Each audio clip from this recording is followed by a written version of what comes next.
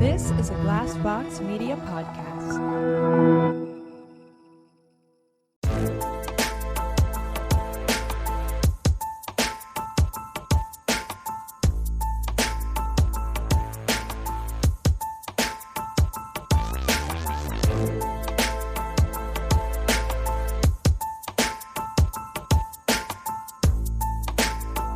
Close enough. That one's good. Okay. That one's good. That one's good. Good. All right.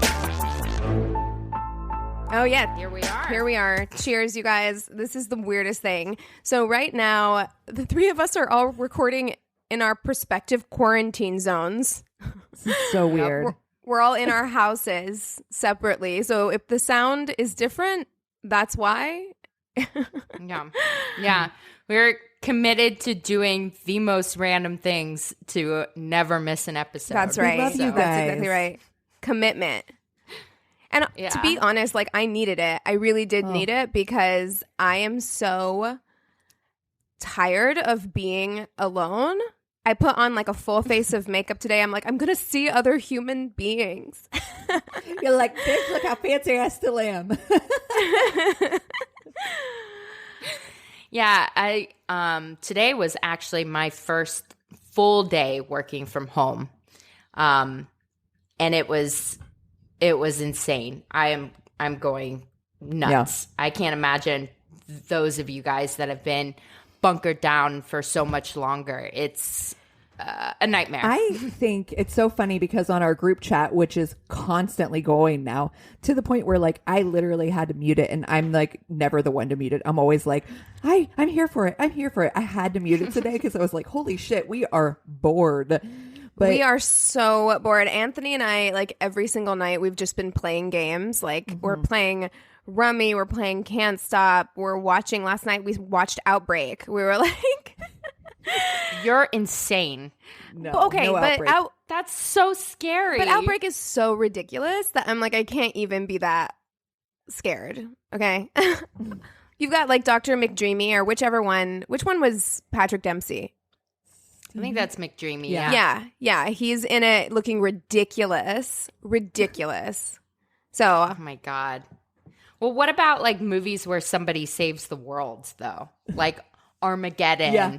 You know what? I wasn't as much of an Armageddon girl. I was a Deep Impact girl. Oh, no, not That for me. came out the same time as That is not Armageddon. for- that movie's scary. That movie's What? scary. Deep Impact with Elijah Wood? Oh, maybe I'm thinking of something else. I mean, it No, was still I scary. think It was of like a the- comet coming for Earth or some shit. I think the ultimate like superhero person during these things is I always think of what's his name? The Rock. Whenever he does like Earthquake. Dwayne Johnson. He is Earthquake the or like Rampage. Yeah. He is like the go-to person for disaster movies. I mean, I'd feel pretty good if he was protecting me. I feel in safe. A disaster. I do. I feel safe. Yeah. It's true. oh yeah. my god. When Idris Elba got diagnosed and I'm like, could I have the most insensitive comment? I was like, do you think he's lonely? Yeah. I You're would like, I'll to keep be you there to support company. him. Yeah. Listen. Come on. Dude, the Hanks. Yeah. I mean, crazy. It's the Hanks wild, Wilsons. you guys. Mm-hmm. Yeah. But you know what? I do have to be this person who's like, must be nice to just like afford a test just because you want to. You know what I mean? Like, because like there are so many people who are trying to get tested right now who can't get a test. Right. And yet you have Right. like Kris Jenner who has no symptoms who just like went and got a test. Must be nice. I'm just like, what? I know. I'm totally money. the most nervous Nelly over here because I'm like, I just flew back from Vancouver, like the week before everything went real crazy. Everybody was a little crazy and I was Lysoling the shit out of the plane and all that stuff. But I'm like, Well, I'm you like should the have one been. who's like, oh, totally. I'm the one who's like, am I sick? I'm like touching my head 50 times a day because I'm a freaking total psycho when it comes to thinking I'm sick all the time. Oh, yeah. I've been coughing. And every time I cough, I'm like, is that because I have coronavirus or is that just because it's like dry in my apartment? Like, I don't know. So, yeah, Eric had a temperature yesterday, according to his work, because they have those little shitty paper thermometers. Shit. What the hell is a paper thermometer? Like they put it on your forehead or something? It's like a sticky. Yeah. It's like a sticky one. So, yeah, we do all this shit. I have to get all my stuff home. I inform my boss, like all this stuff. And then I tried to come home and buy a thermometer, which I couldn't Amazon to me. CVS was out of them because I couldn't go into any stores. You know what I mean? If I had been exposed, I didn't want to be irresponsible. So I'm like going online to try to Postmates a thermometer. That didn't work. So, of course, the friend group came through. I drove over the hill. It was so funny. I was like, leave it on the ground. I'll come get it. I came to Cassie's to give her the microphone last night. Like Anthony and I have been trying to make a point to walk, which it was really funny today because we did our final big grocery shopping haul this morning and we like have everything. Now we don't need to leave at all, except I'm going to make a strawberry cake for my birthday, which by the time people are hearing this, will have already happened. But I know. I know. We're going to have a quarantine birthday. And if you think I'm not doing a full face of makeup on my birthday. I'm doing a full face and dressing up. Don't get it twisted. Regardless of if anybody's going to see me or not. But I was like, oh no, I didn't buy lemons. And you put lemon in a strawberry cake to make it less sweet. And so we went on a walk today and we were like on the lookout for people with lemon trees. I was like, does someone have a lemon tree that's like hanging over their yard that I can like get a lemon from? We did. We found a couple of lemons. They don't look great, but I think they're going to do the job. But when I went to Cassie's to give her the mic last night, we walked up there because we've been trying to make a point to walk. And it was so bizarre because it was like I like handed her the mic. She like held open her pocket and I like dropped it in. And then me and Anthony were standing so far away. It was so weird. Yeah. Oh, yeah. It was weird. We're like trying to have a conversation and we're like so far away. And I was like getting closer to Chris and Cassie. And I swear to God, Anthony was about to like pull me on the back of the shirt. He's like, don't go any closer. That's close enough. That's close enough. It was. Yeah. I'm just glad that everybody in our group is taking it seriously and has been taking it seriously since the beginning. You know, I know we're all going to pull through it, but even just like I said, trying to get a thermometer yesterday, the amount of replies I got, like, oh, yeah, I've got one. And just we have such an amazing support group here that who knows what's going to happen with, you know, anyone in the hospitality industry like myself is getting laid off or furloughed or, you know, whatever. But I don't worry at all. Like, you shouldn't, because we're all here for you, everybody. And honestly, I mean, I was just thinking about it today. You know, I was thinking about like we actually got a decent return on our fucking taxes, thank Jesus, this year. And I'm like, we're putting it all in savings just in case like anybody needs help, anybody needs anything. It's all going into savings just in case. And I'm like, you know, I think it's great because there's a lot of people who are pulling resources together for a lot of people. So just like you in the hair industry, I mean, people are suffering. Oh, yeah. It's tough, man. And I'm like, it's nice to know that we have a community of people who are collectively there for each other, whether it be monetary, whether it be whatever. Just, I mean, to be honest, like just even like I need this. Like I've been telling Anthony, I'm like, we need to set up like a weekly Zoom meeting or something. And I suggest that our listeners do this as well. Like if you have a friend group or like family that you're close to that you can't see right now, set up some kind of face-to-face interaction with them because it is so vital to maintaining like some semblance of like normalcy and connection, community. Right. And yeah, I mean, I've never before, this kind of makes me feel bad, but I've never before like set up, Facebook always has the option to do like a charity for your birthday, you know, or you can have people donate to a charity. And I've never done it before. And this time I was like, you know what, I'm going to set up a charity. I'm going to set up a charity for the Los Angeles Food Bank because there are so many people who are out of work right now who can't feed their kids. Seniors who can't, it's not safe for them to be going shopping and things like that. And I was like really surprised pleasantly by the response that I got fairly quickly because it gives you like a $200 goal. And I think right now I set it up like yesterday night. And right now I think I'm at like 185 or something. Nice. So that's awesome. It's and great. I haven't even donated yet. So it's going to go up. It's amazing that like even when I've been shopping and things, it would be really easy for people, and I know some people are just like losing their shit and like behaving badly, but I'm not seeing a lot of that. Yeah. I'm seeing a lot of people trying to be really nice to each other. Same. That's the thing about humans, though, that's so fucking fascinating to me is that in a crisis, you really see the best of us. It's true. You know? It's true. You see the best and the worst. And to be honest, most of what I have seen has been the best. There have been people who've tried to take advantage. There have been people who are doing that thing where they're going and buying up all of the hand sanitizer and all of the soap and reselling it for a huge markup. And those people suck. But you know what? What I've seen in my life every day going to the grocery store or like doing whatever I'm doing is people really trying to like help people out. you know? Yeah. So, yeah. And people have been super actually nice, like generally nice to each other, like in the grocery store, like you're saying, like people have been like, excuse me. Oh, do you mind? Can I just sneak past? They were doing the oops. In a way I've never seen. I know. Oop. Yeah. Just get by you. I just want to sneak in.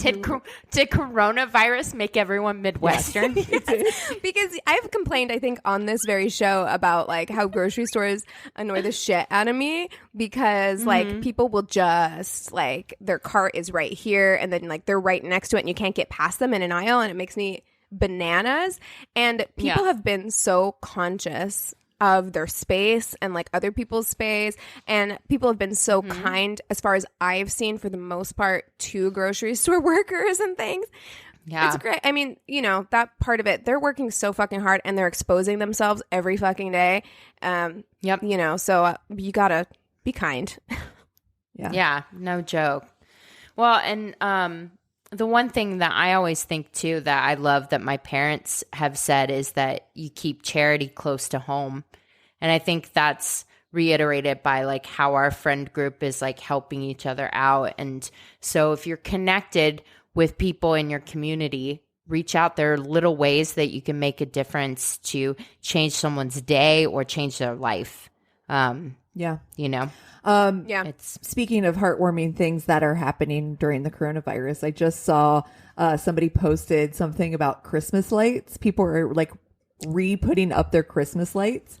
So oh my God, people can drive around and like see the Christmas lights. And you guys know exactly how I feel. You're flipping. I know, this is perfect about Christmas lights.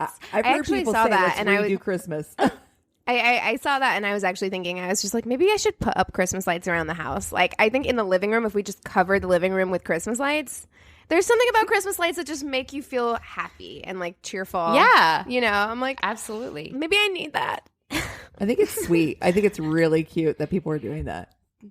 The one that got me is the penguin loose in the aquarium. Oh my I was God. like, I cannot with that fucking shit. Are you kidding me? So I was cute. sobbing. Oh my God, he was so cute. You just look at it. He was so excited looking at all the fishies. Oh my God, I need that that, was in so my cute. life. Oh my God, I need that in my life. Yeah, okay, I like this. I like that we're talking about like things to be like excited and happy about. It's a refreshing change from what I've heard.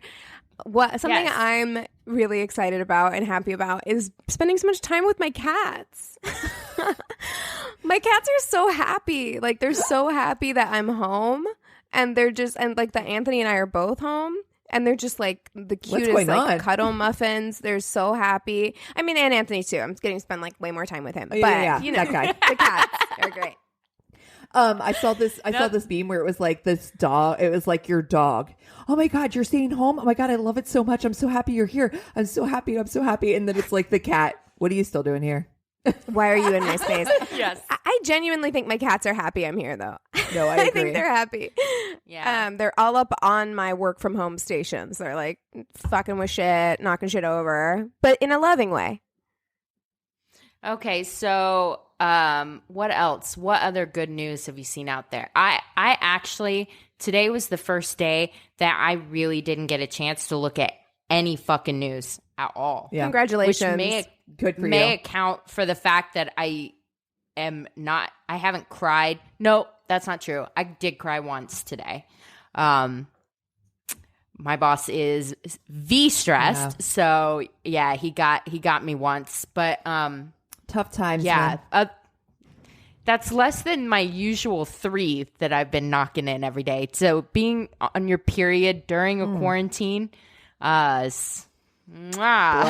did panic buy tampons today. I was like, I might need the. I hope we're not in quarantine by the time my next period comes along because it like just ended. But I'm like, what if we are? What if I can't find tampons? I was just ending mine last time we went to the grocery store, and I got like extra tampons. I even got pads just in case. I was like, dude, I stole pads. I stole pads. Not from the grocery store before anybody gets an idea. No. I'm not admitting to theft. I mean, I am, but not in that way. I had to go in on Monday, like into the office because my work laptop wasn't working. And so I had to go like have them fix it. And I didn't know where I was going because it was a different building. And so I was like trying to find it on the map, and I'm terrible at maps. So I went up to the second floor, even though that's not where they were.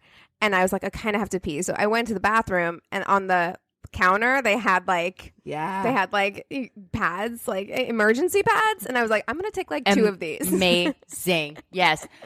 Take 20. Yeah, I'm like, I'm gonna take I'm like, eat the rich, steal from corporations. And they're shitty like, anyway. I'm like, walk out with a computer. They're like corporations. They're like a full 2.5 inches thick. It's like wearing a diaper. I could show you guys right now. So something that we're trying to do right now is we will see if this works. If it works, you guys will see it. At least if you're on Patreon, you'll see it. We're trying to record our long distance, video record our long distance recording right now, so that we can share this with you guys, since it's a completely new experience for us. But I could go show you. It comes in like the thickest cardboard box.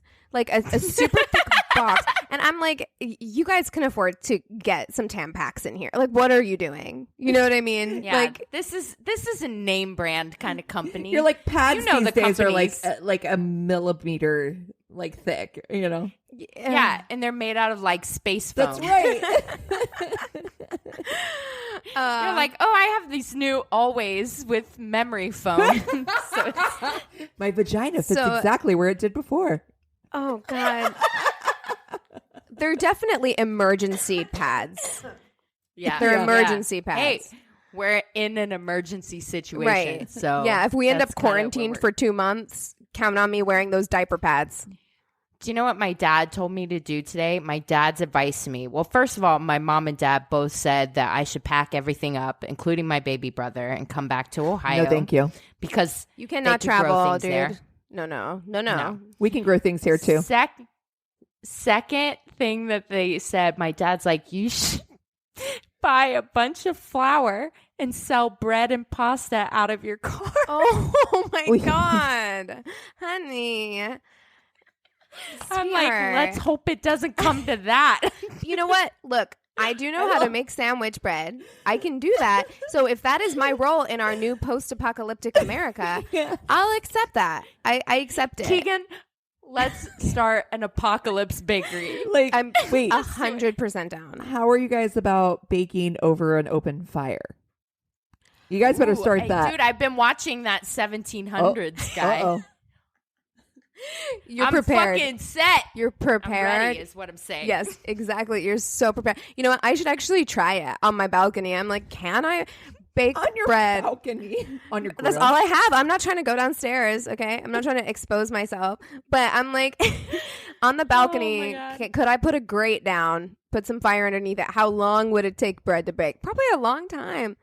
I don't know. Dude, we got nothing else to do. Let's test this shit out is what I'm saying. I am, listen, you know me, and you know how I've been about baking lately. There will be so much quarantine baking. If I can get my hands on flour and sugar, there will be so much quarantine baking while I am here. This is your new movie. There will be I'm bread. going to gain like 50 pounds. 100. Summer bodies are canceled. Okay. They're canceled.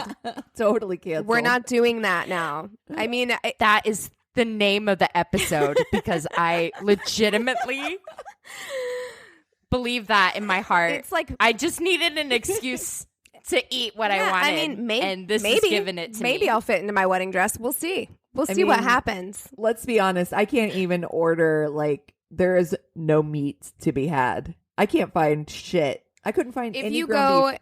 if you go to the store when they open, there was everything this morning. So I went when they opened. Still then, I got there 10 minutes before the grocery store opened, stood in line. They went through and fucking counted people. Wow. Because they were only letting in 50 at a time. I was number 41.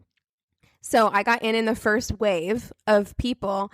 But if you can go, like, if you can be in the first wave of people when the grocery store opens, everything is there. Like, I bought steak for my birthday because I was like, I want something special on my birthday. So I got that and like stuff to make a birthday cake. Like, everything that is still available is there. Now, there are things that are not available. Like, a lot of canned goods are just not there. They just don't have it to restock it. But I've gone to the store twice and I cannot find potatoes. Oh, do you know how fucking pissed I am? I bought a bunch of potatoes today. I will give you some potatoes. Like, honestly, because there was a bunch at the grocery store this morning. So I bought some. I will give you some potatoes. I'm going to go. I'm going to wake up early tomorrow and I'm going to do my last, because I did one last week. And so my pantry staples are good, but I'm going to go super early and try to pick up produce and toilet paper. I'm down to 4 rolls. Shit. I'm freaking out. I'm going to have to go steal emergency pads. Oh, no. Just to wipe with. Space diapers. Oh, God. Oh, no. Oh, my God. I'm going to do what, who sent that in our group chat? The guy that hooked up the shower nozzle to his toilet for the makeshift bidet. You know what? You're home. Just shower. Right. Just shower. Honestly, just get in the shower. Quick rinse off. No big deal. Oh my God. This is where we are. It really does feel. This is where we are. I thought it was so funny in our Facebook group when someone posted like, hey, it's officially time to figure out if that guy you're dating is apocalyptic warlord material. And I was like, first of all, I'm the warlord in this relationship. Same. I'm the warlord. I'm the captain. 100. Okay. Yes. I'm the captain of this ship. And it changes relationship to relationship, okay? But like for Anthony and I, it's me. If one of us has to lay down like who has to be executed in this world, it's me. Same. Mm-hmm. Yeah. Every time we watch The Walking Dead, he's like, "Oh no," and I'm like, "No, you have to leave that person behind. Dead weight. Goodbye." Yeah. We're living in different times. Hard choices need to be made for sure. Moving on. By the way, this is my worst date. I'm Christina. I'm Keegan. Oh, we don't know because we can't look at each other really. I know, it's weird. Sorry. You get the gist. First. I'm Keegan. I'm Cassie. Perfect. Nailed it. Crushing it. We do have patrons this week who have given us their hard-earned money. I think it's for the Love is Blind. I think so too. Content that we did. It's awesome. Want to say what's up to Kelsey Goyne. Yep. Goyne. Thank you so much. She's a friend of mine from high school. Yeah. Hi, Kelsey. That's awesome. Yeah. And Kat. What's her last name? Gavornik. I got it. Thank you so much, ladies. We really appreciate it. I think because we're self-quarantined, we actually might do a good job of putting up a shit ton of bonus content. I hope so. Because we don't have dick all to do, and neither do you. So get to our Patreon. Exactly. You'll get to see lots of quarantine. I was actually thinking we should get on our YouTube and do like a YouTube live like Q&A or something. Like we've got time now, you know? Like we should do that. Fucking man. Yes. Yeah. All right. Well, fuck, marry, kill. You guys mentioned before we started recording, you should do is like those disaster movie heroes. Yeah. Have we done The Rock before? Because that's my disaster hero guy. We did The Rock when we did The Rock Formation, which was Kid Rock, Chris Rock, The Rock. Right. But this is different. It's a different. And I feel like you have to include The Rock if you're going to do disaster movies. Yeah, absolutely. Okay, so my pick's The Rock. I'm going Bruce Willis, man. Good call. I don't want to close my eyes. I don't want to fall asleep. But I miss you, babe. I just miss you, babe. And I don't want to miss a thing. I don't want to. Let me think. Okay, we're talking heroes. Right. I could make it real weird. I think I should make it weird just so we have like heroes just for one day. You know what? Morgan Freeman was the president in Deep Impact, I'm pretty sure. So we're going to go with Morgan Freeman. I love Morgan Freeman so much. It's like weird how much I love Morgan Freeman. He's kind of a bad guy. In like a wholesome way. He's kind of a bad guy in Outbreak. I was not expecting that. I'm not used to seeing him as like a bad dude. He's God. Yeah, that's literally, right. in like however many movies. Yeah, he's always God or the president, as it should be, because he has a very commanding, authoritative voice, and I appreciate it. And calming. Yeah, I want him to read to me. I want him to be my grandpa. Yeah, I like it. I actually, anytime he opens his mouth, even if it's to ask like what kind of bread he should use for grilled cheese, I'm like, I'm comforted. I feel safe. I feel taken care of. Yeah. I feel like things are going to be okay. That's right. That's right. Are you going to marry Morgan Freeman? I'm going to marry Morgan fucking Freeman. Happening. You're so funny. It is happening. Anytime I hear him, I might actually, like when we're done with this, I might just watch Shawshank Redemption just to... It's on Netflix now. They just added it to Netflix. Very Morgan exciting. Freeman's voice is like a big hug from the universe. Yeah. It's the most perfect, comforting voice. But you know what? I'm going to marry him. I don't know if I want to fuck that voice. Same. Do you know what I mean? No. But you have to fuck him if you're going to marry him. No, you don't. It's going to be a dead bedroom situation. I can't think of fucking Morgan Freeman. No way, no how. Are you gonna have a separate beds? Kind of like two twin beds? Yes. You said, or are you going to take it medieval and have separate bedrooms? You can go straight medieval. I'm going to Melania Trump that shit. I'm going to have a separate wing. Come on. You're like, I like you, but I don't fuck you like you. So no, exactly. He can fuck other people, but we are here for each other in an emotional way. Yes, wow. I understand. It's a marriage that works emotionally. And it's okay because not physically. I'm assuming wait, I should not assume. Are you going to fuck The Rock? I'm going to fuck Bruce Willis. I have always had a crush on Bruce Willis. Are you kidding me? So you're going to kill the fucking Rock? I was so surprised. You're going to kill The Rock? I'm going to kill The Rock. I don't know how. He's big and strong, but Bruce Willis all the way. Here? Come on. I'm going to hang up. How do I hang up? Thanks, I hate it. I will quite literally walk out. I will walk out. I'm sorry. I've thought Bruce Willis is sexy since Die Hard. Yeah, no, he since is. Even before that, he's so hot. You married into a sexless relationship to kill The Rock? I don't even know. She makes a good point, honestly. She does.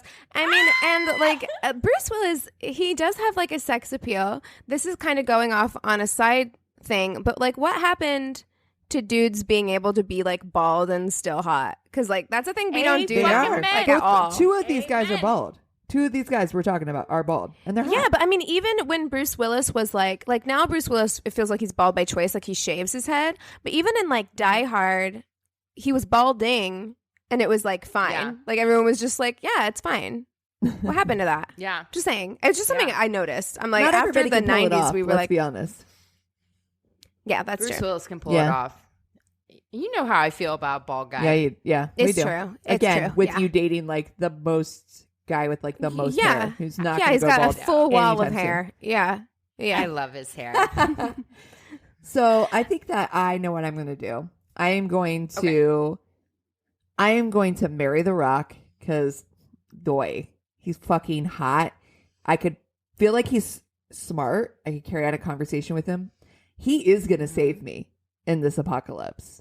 He will. He's going to bring a helicopter in.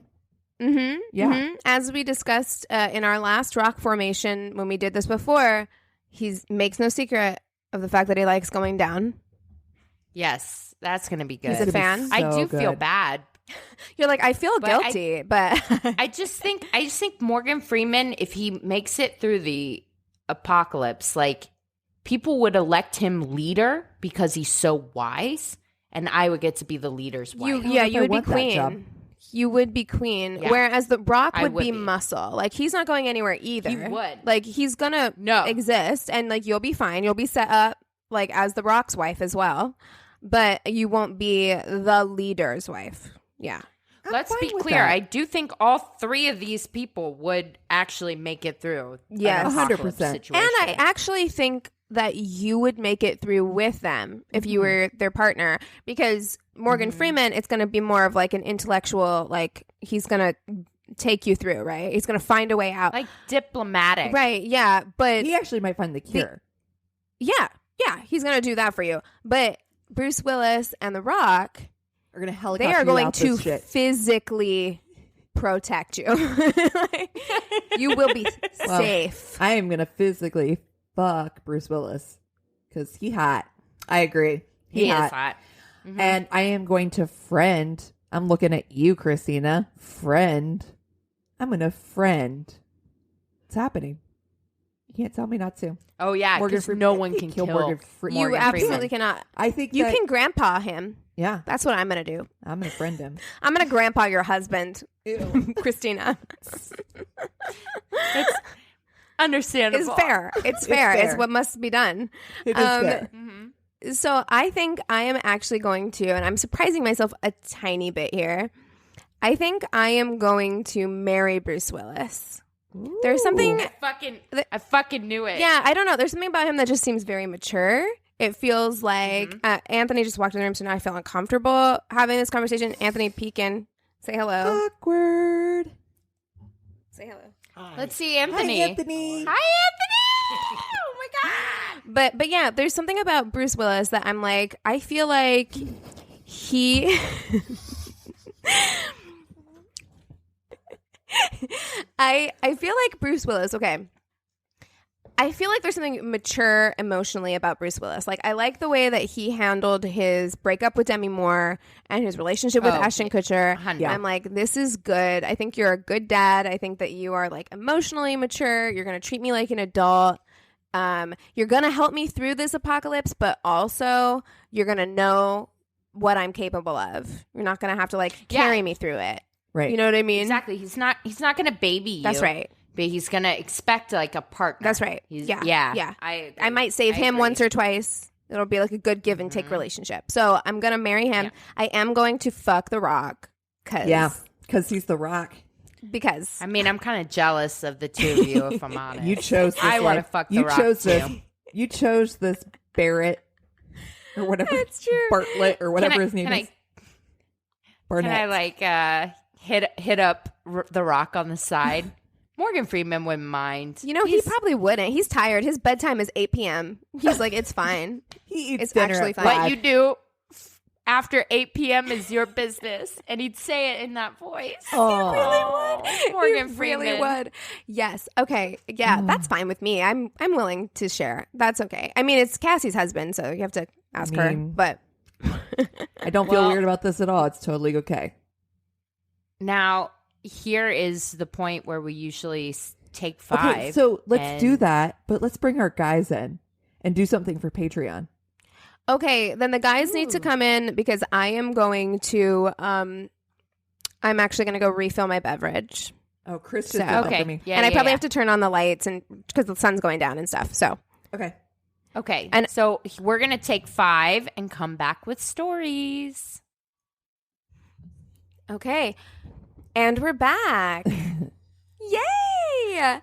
Okay, so I'm going to start us off with stories this week. This is one that we actually got quite a while ago that just like popped into my brain because I never saved it. It was on our Instagram. We literally got this like middle of January. Oh, yay. Sorry for never sharing it. We are doing so now. Hey, ladies. So I have not a bad date story, ? Or maybe you can count it as one, but although it doesn't turn out well for me in the end, I still think it's one of the funniest things to ever happen to me. So, I dated my first girlfriend for 2 years, and for our 2nd year anniversary present, she got me tickets to Barron Live, who in Australia is a well-known comedian. Look up his stuff because if you ever wanted to know how Aussies live, he talks about it. Nice. So, yeah, which I definitely do. I want to know how you live. So the show was about 7 weeks after the anniversary, and unfortunately, a month after I got the tickets, my ex and I broke up. Doing the whole let's try to be friends because ex likes me as a person and wants to keep a strong relationship, which for the past 6 months has been pretty much a friendship anyway. We all know that, right? Yeah. We've all been there. We pretend that we actually liked that person as a friend when we're like, Well, I mean, maybe you did like them as a friend, but like your relationship portion of it was over. Yeah. Like completely over. I dated a guy like that where I was like, yeah. Or I mean, I have an ex who like, if he wasn't my ex, I think we could be friends. But because he is my ex, we can't be. That makes sense. You know what I mean? Yeah, totally. But if we'd never dated, we'd probably still be friends, you know? And then in his perspective, he says, if you going along might change. He says, basically, I thought that she might change her mind if she went along. So, yeah, that's not a good mindset to go in on. So I decided to still take her and see the show, and that was the last time I saw her for several months. Cut to the new girlfriend. She doesn't know the Carl Barron story. So for Christmas, she decided that it would be a great idea to get me tickets to see Carl's new show. Second girlfriend to get him tickets to the same guy's show. Hey, you like what you like. You like what you like. Clearly, you wear it on your sleeve. They know it. It's that tattoo you got. That giant, it's one forearm says Carl, the other one says Barron. Yes. And he says, set for April 2020. See online for more details. Nice. Are you getting paid? I know. You might be getting paid. I know. I'm like, well, I mean, I'm definitely checking it out as soon as we're done here. Yeah. Yeah. You should be on his PR team.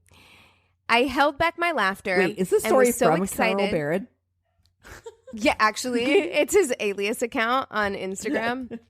He just had to get on My Worst Date, like, obviously. He's been really trying to He break needed the into exposure. He knows we're big in Australia. That's right. Or he's trying to just break into the United States, you know what I mean? I held back my laughter and was so excited that I would be able to see Carl without the awkwardness of having the ex there. I go to my cousin's place to continue Christmas, and the second I mention the gift I received, my dad, brother, and cousin all start arguing over who will get the free ticket.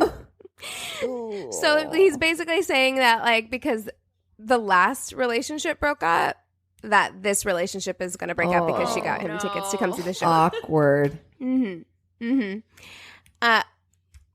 We all have a laugh, and that's the end of it. Until last week, where I was promptly given the flick from my girlfriend. And although she wanted to come with me to the Carl Barron show, I told her that her ticket was sold to the highest bidder as soon as things broke off. Oh, shit. She's like, we're not doing that again. Yeah. No. We're not doing that again. Also, maybe like a different comedian. Like, it seems like it's like a jinx. I'm not one to be That's exactly right. superstitious, but Once bitten, twice shy. That's right. Yeah. That's right. I never knew what that meant. I always heard that in the George Michael song, and I was like, what does that it mean? means that don't go see Carl Barron with a girlfriend. More than once. Never. Oh my gosh. My cousin's wife snagged the spot, and although the pain of a breakup is coming in and out through the days, I still smile every time I think about fucking Carl and what is now known as the curse of fucking Carl Barron. Yes. I also got drunk over the weekend and wrote in his fan mail the story and said the fucker owes me a beer and a photo. Absolutely. I need an update because this was in January. Did he respond with a beer and a photo? Yeah, absolutely. Also, I really hope he did. I would have. Also, I would have too. Yeah. I'd be like, it's the least I can do, clearly. Blah, blah, blah, blah, blah. Also, the ex has been reimbursed for her ticket because that's fair. I am now talking to the first ex about the story, and she is sorry to have been a part of it, but still finds it funny. Aww. Wow. Oh. Sweetheart. All right. Well, I'll go second. you got it? Yeah, I'll go next if you want. Cool. Yeah, cool. Sounds good.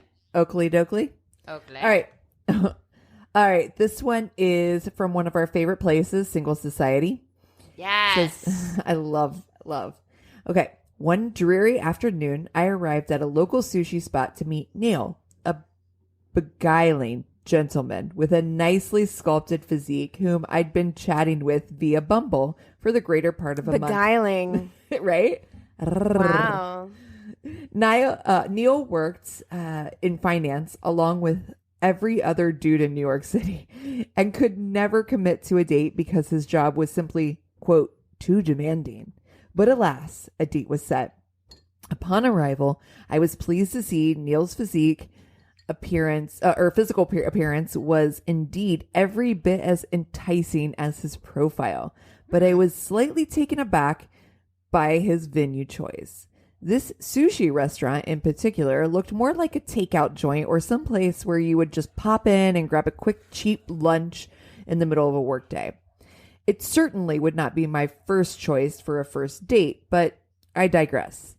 Well, I'm going to put a pin on that because I've had to pick a bunch of places when I was dating, and I do think that there is a correlation between how excited you are for a date and it shows with the place that you choose. You know what I mean?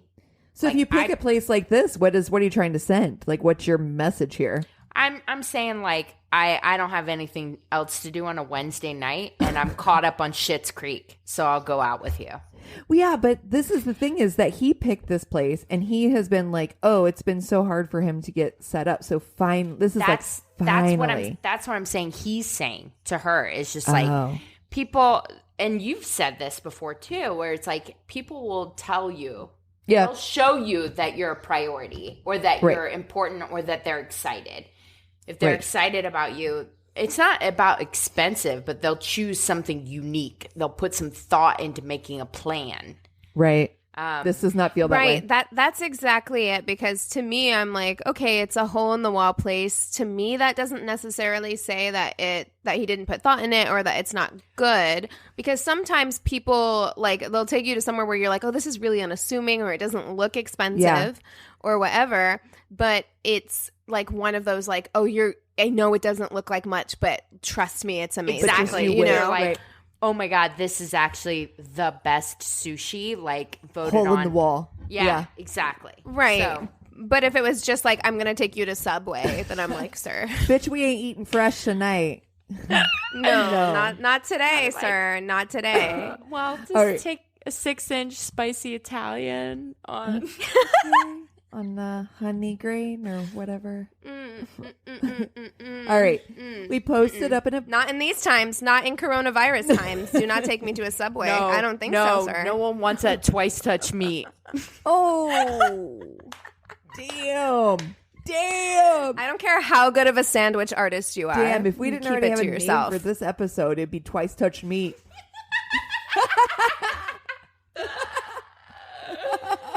I'm uncomfortable. Okay, so we posted up in a booth by the window, and as the waitress approached, Neil immediately whipped out a creased piece of paper from his wallet to present to her. Neil had a Groupon deal for unlimited sushi dinner for two for $18 per person. Oh my God. Listen. Dude, during these times, that sounds like a fucking party that I want to go to. That's because you've been stuck at home. This is not a normal party. Bitch, you've been stuck at home too long. I'm like, $18? No. Listen, I like a good deal, first of all. I like a good deal. And also, as we are heading into like post-apocalyptic dystopian times, you need a resourceful dude, okay? Like you need somebody, he's keeping his resources close to the vest, all right? I'm willing to be convinced. That's all I'm saying. Is coronavirus lowering our standards? It's changed us. Yes, it is. Yes, it is. I'm like, how much can you stretch $1? Ladies. How far can you stretch it? Ladies, no longer a red flag. We are all in. Like, yeah, but I don't know. Do you know how to siphon gas? Because that's a huge, like... That's a plus. I'll take Let's it. talk about your pickling skills, sir. How are you at a sewing machine? Hand cranked sewing machine. All right.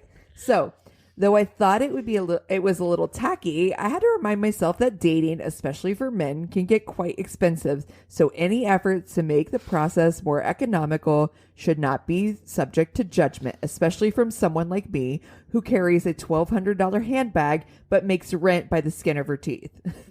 Don't judge me. I feel that. Sis, we've been there, dude. We've all done that. We've all done the treat yourself purchase. Same. And then we're sitting there like pinching pennies to come up with rent. You're like, how many quarters do I have?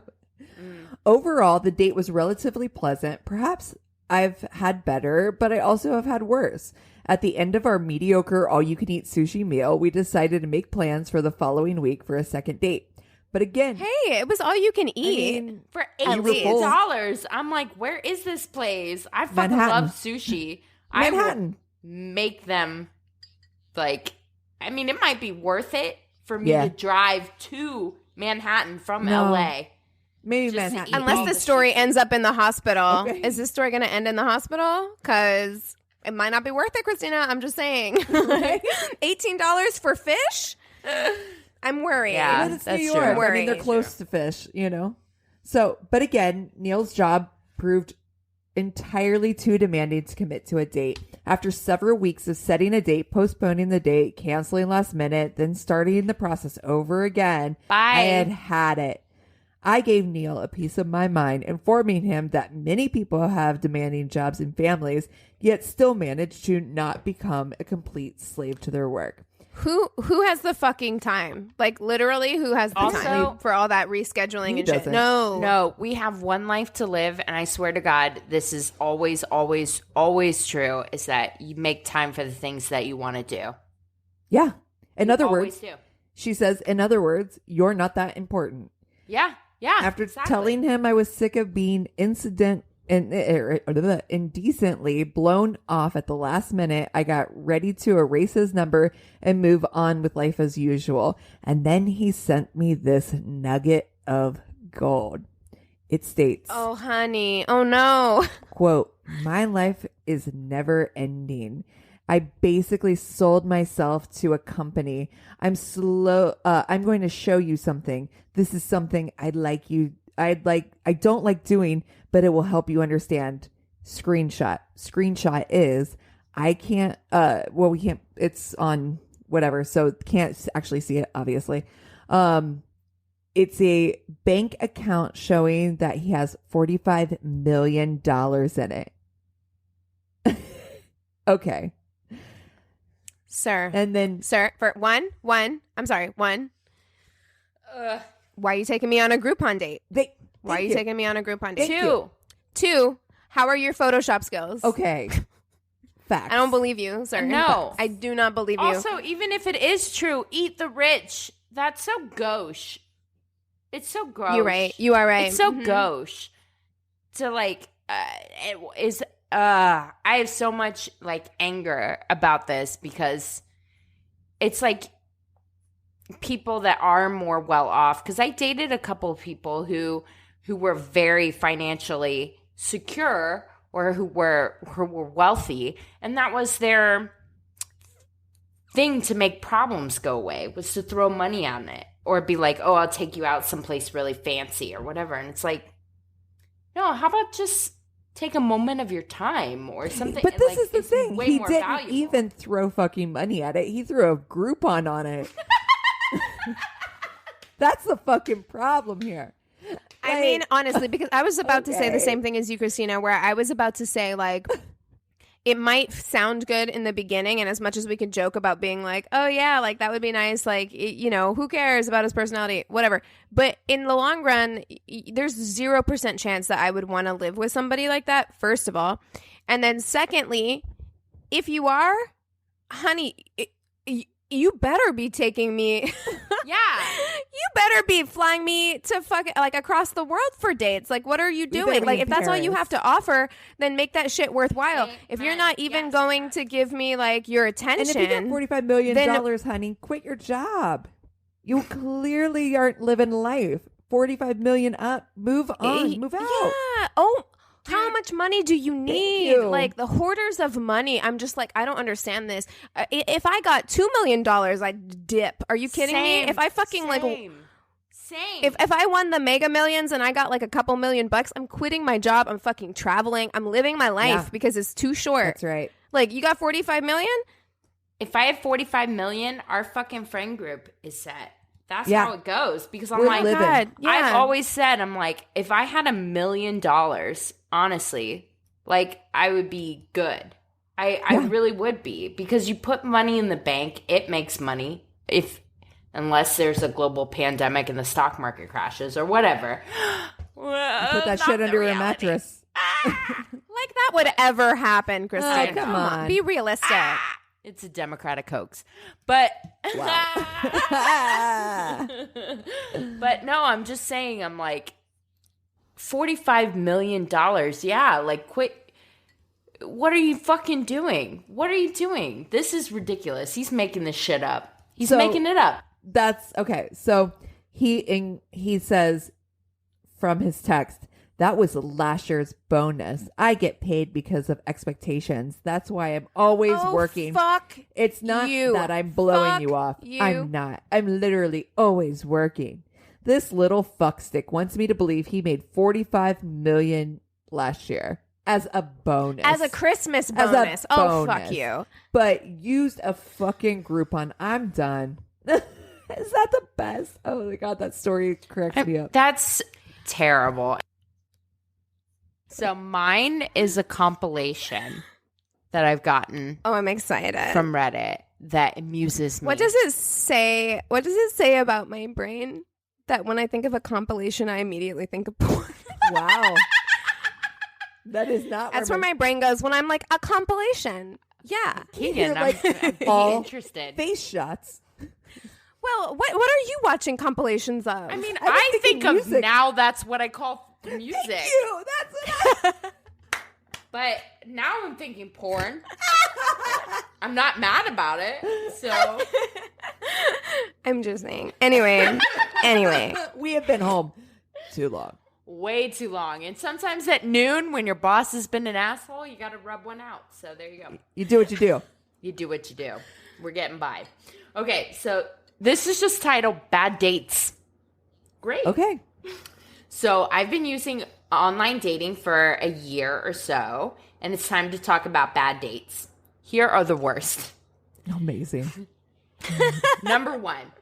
Oh, I feel so bad for this person that they have so many they can make a compilation. I love it. Oh, I'm so sorry. And also in no kind of order. So we'll just start. Number one. The guy who forgot his wallet after insisting we go to an extremely expensive bar for our first date. I had said, I'm leaving your ass. I'm sorry. I had said several times it was way too much for a first date. Drinks start about $20 per person. Fuck you. No, thank you. But he really wanted to try it, and I was new to dating. $100 bar tab later, and he still tried to kiss me. I swerved. Yeah, I would too. I'd be like, I'd be so pissed about spending that much if you didn't have a connection. Fuck right. Dude, I would have done him one. I would have done him one better and been like, I'm going to go use the bathroom. Goodbye. You can deal with this with this server. Actually, no, I wouldn't do that because he'd probably leave and then the business would be fucking fucked. So I probably wouldn't do that. But I'd be sending him a Venmo bill for sure, at least. Yeah. For his half. Yeah. If you're going to pick. Well, he should Venmo me while you're at the restaurant. Do you have a phone? Do you have your phone on you? You don't have your wallet, but do you have your phone? Everybody. I'll install Venmo for you right now. No excuse I'll help you. Yeah. Give me your phone. Okay. Second one. The guy I had amazing chemistry with on the first date asked me to come back to his place after 5 hours together. I told him I like to take things slow and I wasn't interested in having sex. He assured me no motive, just hanging out. We get there and he says we have to hang out in his room because he has roommates. We do so and he immediately spends the remainder of the time trying to guilt me into sex, telling me I don't understand blue balls. He then proceeded to come all over my skirt after he whips his dick out. Ladies, I'm screaming. What? Oh no. You throw that skirt out, right? What? Well, yeah. What are you fucking like? No. Also, assault. Blue balls. Honestly, the fuck out of here.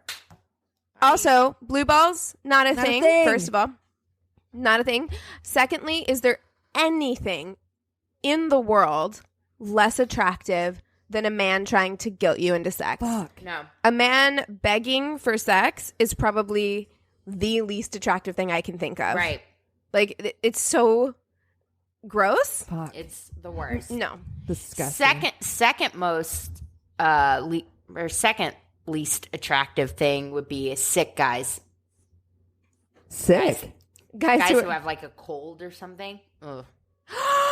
Okay, I have to bring this up because I was watching Outbreak. Okay? And Patrick Dempsey gets whatever that fucking virus is. Have you guys seen this movie? No. Okay. All right. It's on Netflix. You should go watch it. You just should. But so he gets the virus, right? He's on the plane. He looks like fucking shit. Like, he looks terrible. Like, he looks so ill. Like, I would not come near him. And he gets off the flight. He meets his girlfriend, and his girlfriend is like, "Hey, honey, are you okay?" And then proceeds to make out with him, like stick her tongue all the way down his throat. And I'm like, who the fuck? I don't care how hot you are or how much I love you. I hate it. I don't care. No. Like, how hot you are or how much I love you. I would literally not. It's Ever. not even so much too about like the way that they look. It's more about their like attitude about it. Are they? I'm so sorry, but they're No. babies. You are right. But trust me. Okay. After this is over, and I will share this also on our socials after this episode comes out. I'm gonna take a screenshot of what he fucking looked like when he was sick, and I'm telling you, if a person looks like red eyes, like runny nose, like looks sick, I am not making out with you. Like, just because I'm just like, I'm going to come, I'll go home and put you in bed. Yeah. I'll soup but you. I'll tuck you in. I'll soup you. I'll bring you some soup. Yeah, that's right. I'll bring you some soup, some orange and juice. some tea. That's right. But I am 100% not about to, and not just like a peck on the cheek. Like, this woman like made out with him in the airport. I was like, honey, you deserve to get the virus. Yeah. This is what happens. That's not how this works. Okay, third and final one. The guy who refused to tell me what he did until the second date and then told me in vivid detail he was an inventor and was inventing a shit strip to put on toilets to help people who are constipated through vibrations. Wait. I'm sorry. I'm going to need you to repeat that last bit. Wait, what? He is an inventor of a shit strip to put on toilets to help people who are constipated through vibrations. Okay. I'm sorry. I'm so does it go confused. on their taint? Where Where does it go? She does not go into detail about this invention. Wait. How does it she work? Shark Tank here? Like, why did he? What? Fucking Shark Tank. I can't. What? Oh my god. He then proceeded to grab my ass and breasts when we kissed goodnight after I told him I wasn't interested in coming to his place. Well, but he's an inventor. That's Einstein for you. Always trying to cop a feel. I just think of Flubber every time I think of like inventors. You know how in the beginning of Flubber he had that whole like breakfast making situation in his house? That's what Are you I think talking about. about I never watched Flubber. Are you talking about the What? Eddie Murphy one or the Yeah. one from like the 50s? No. Oh my god. Eddie Murphy. No. Flubber with Robin Williams. Oh. Oh. What was the one where Eddie Murphy was an That's inventor? what I was thinking. There is that one too, and there was an old version of that one. Oh, okay. I can't remember what that was, but yes, there is that movie, but that is not what I'm talking about. No. Someone will tell us. Oh, no. I saw Flubber in theaters. I love you. Oh man, it was a slow year. Yeah. All right. It wasn't. I was just like 8, and I was like, this looks like an amazing piece of cinema. Oh my God. Oscar worthy. Keegan, give us a crazy and Okay. love. Tell me a story. Okay. So initially, I had planned on doing something, but it was kind of depressing. And I was like, that's not what we need No. as a Thank people right now. Mm-hmm. You're so welcome. I was like, let's do something that's kind of like lighthearted. And when I was talking to Anthony about this, it's like, it's not lighthearted because it's murders still kind of, but it takes place like a long enough time ago. And it's one of those things that's like kind of weird enough to not be absolutely horrifying. Right. So I am going to talk to you guys today about Johann Otto Hawk. Have you guys heard about this person? No, but I'm already in love with it. So this was on my list of things to do if we were going to be doing a live show in Columbus, because he spent a considerable amount of his time in Ohio. Amazing. And it's weird enough that it would be like good for a live show. But since unfortunately we're not going to Columbus, at least not, anytime in the next couple months, I was like, let's whip it out for a quarantine crazy and loud. Yeah. So I first heard this story on an episode of Lore. So if you guys want to check that out, it's actually one of my more favorite episodes of Lore. Lore gets a lot of criticism for being like too slow or too like, and I understand that criticism completely. But this episode is interesting enough that I feel like it could grip you if you're not a usual Lore listener. So it is episode 125 called Paper Trails of Lore, if you want to check that out. I also got a lot of my information from a YouTube channel, which is like a true crime channel called Briefcase. And of course, Murderpedia had a good chunk on this dude. So given all of that, every story I've read, watched, listened to is different. The details are different. So this is not going to be perfect because nobody knows exactly the truth, but this isn't a history podcast. So how about that? Amen. How about that? Yes. So Hawk was born Jacob Schmidt in 1855 in Horweiler, Germany, although some reports say he was born John Schmidt in 1860 in Strasbourg. So here we go. It's that kind of story. Okay. His family was religious, and initially they encouraged him to go into ministry. But he realized, like, from a young age, he's like, not for me. And so he convinced his dad to let him try some stuff out. And so first he went into metalworking, and then he eventually settled on a career while in Germany in pharmacy and began working in a chemist shop. And he excelled in his new field, and he gained great knowledge of drugs and poisons. Foreshadowing. That's right. Danger. Wait. Yes. Why? Unless you're trying to detect poisons, like why do you have to study them? Wouldn't that be a red flag if someone's like, I'm really into this? I guess it's because like old-timey pharmacists, maybe they need to know what is or isn't lethal, so that they don't like mix it or like in what amounts. I don't know. I mean, I am sure there are certain medicines that are like, it's okay in this quantity, but if you have like a millimeter more, that's not the right measurement. Okay. But you know what I'm saying? Like maybe it could kill you. Yeah. I don't know. I'm just saying I'm not a pharmacist. It does look like a red flag to me too, I'm not gonna lie. If someone's like, I'm so into this, I made this my career, it's like poison? Well, poison and medicines. So it's like poison. You hurt, you heal. Right? Yeah. So In 1881, he moved to Vienna and married for the first time to a woman named Annie. His wife Annie passed away in 1883, and no one knows how she passed away. It was like 2 years later, she died, and then Johann was like, double deuces. I'm going to go out to the U.S. Goodbye. Like, he didn't wait very long. He was like, bye, see you later. So, this is cool. It's Don't fine. worry about it. Cool. It's fine.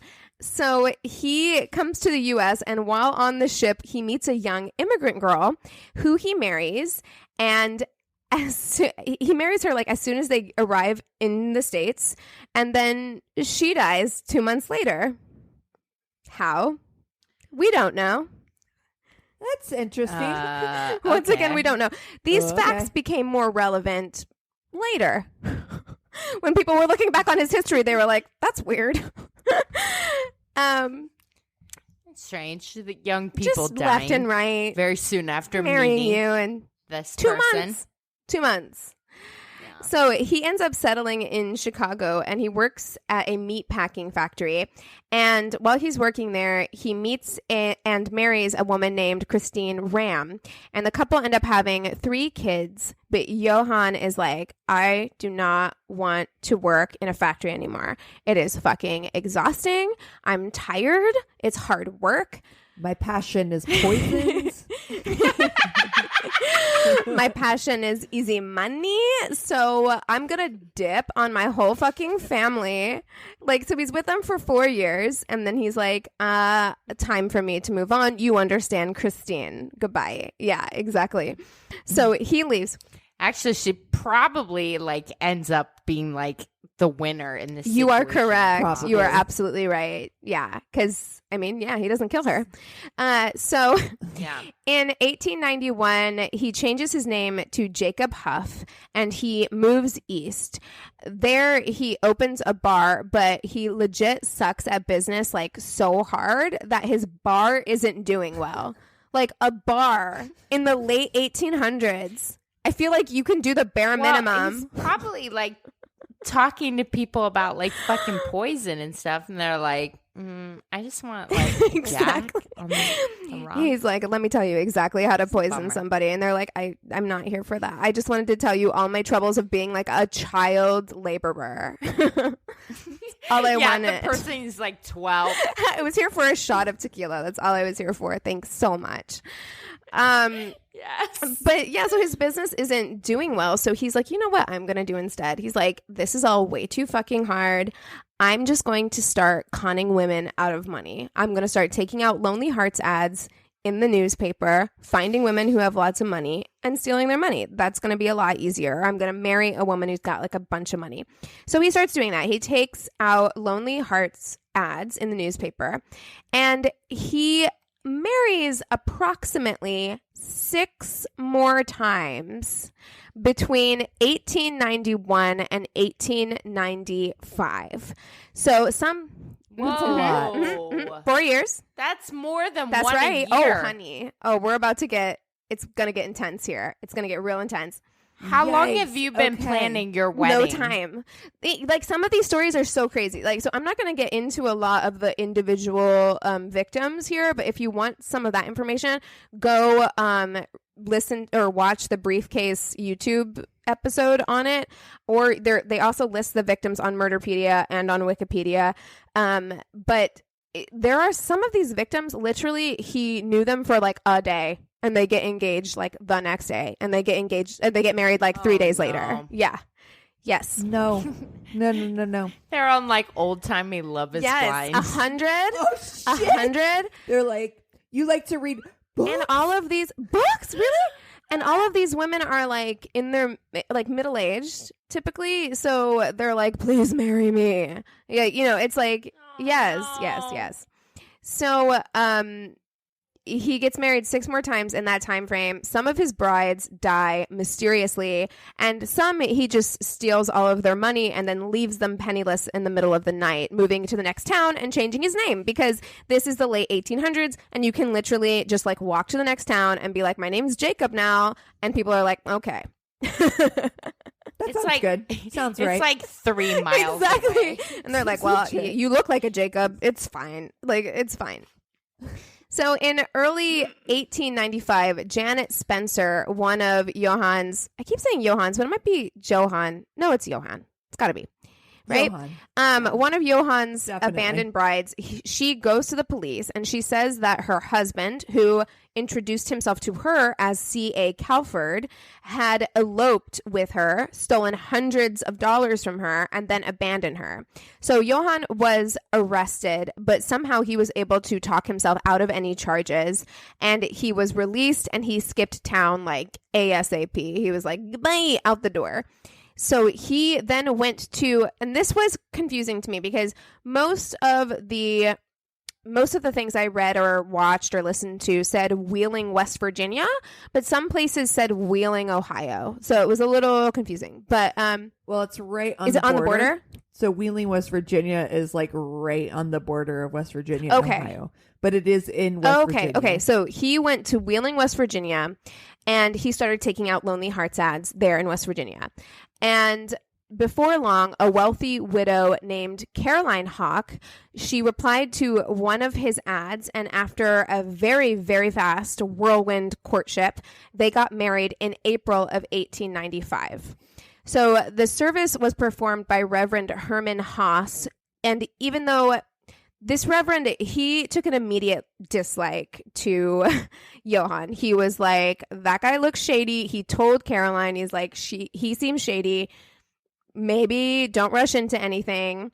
And Caroline was like, it's fine. I'm 45. I'm getting married. Have you guys ever gotten that feeling from somebody where you're like, I don't know why, I just like don't like this person. I definitely have, where I'm just like, you're giving me vibes. Like, it's your intuition, you know, and you should like trust that. Yeah. And I do think that, because I believe, and as we move through this story, you guys can tell me what you think. Obviously, I'm not a psychiatrist, not trying to armchair diagnose anybody, but I do think that Johann was a sociopath or a psychopath or like something like that. And I do think they're very good at drawing people in. But there's always that one person, like I am listening to The Dating Game Killer right now, and the woman that he met on the dating game, when she met him, she was like, snake eyes, goodbye. There are some people who can detect that. Like some people can't because they're good at it. They're very good at tricking you. You know what I mean? I think that it's obvious to most humans. I think we're set up to like feel out danger. I think a lot of people talk themselves out of it. Right. Or if they're like, no, I'm being silly. Or if they give you the right amount of flattery, or which again, we'll talk about that later with him as well. He was very skilled at knowing what to say or how to behave around people to make them feel very like comfortable. So they could ignore that first instinct that was like snake eyes by being like, well, but he's really nice, or he's saying all the right things, or he's interested in me. Like how many times have I said that? Like whenever I was feeling like I wasn't attractive or like nobody liked me, like the second anybody, whether I liked them or not, thought that I was interesting or beautiful or whatever, I was immediately engaged because I needed that. You know what I mean? And it was something that I clung to. So I think he can sense that in people, and he like goes after that in women. You know what I mean? So, the Reverend was like, no, thank you, please stay away from him. We don't trust him. But Caroline was like, it's fine. It's fine. So they get married. The Reverend performs the ceremony. A few days after they get married, he moves in right away into her house. And then only 3 months after their marriage, Caroline was dead. So, wait, 3 months? So she started getting sick pretty much immediately after he moved into her house. So he moved in, she starts getting sick. In June of 1895, the Reverend comes to her house to like care for her, talk to her the way he does for like all his parishioners, see how she's doing. And he finds her on her deathbed. Like he's like, oh, she is ill, like she is going to die. And he explained later on that he saw Johann give Caroline like some white substance in a drink that he gave her, but Johann was a pharmacist.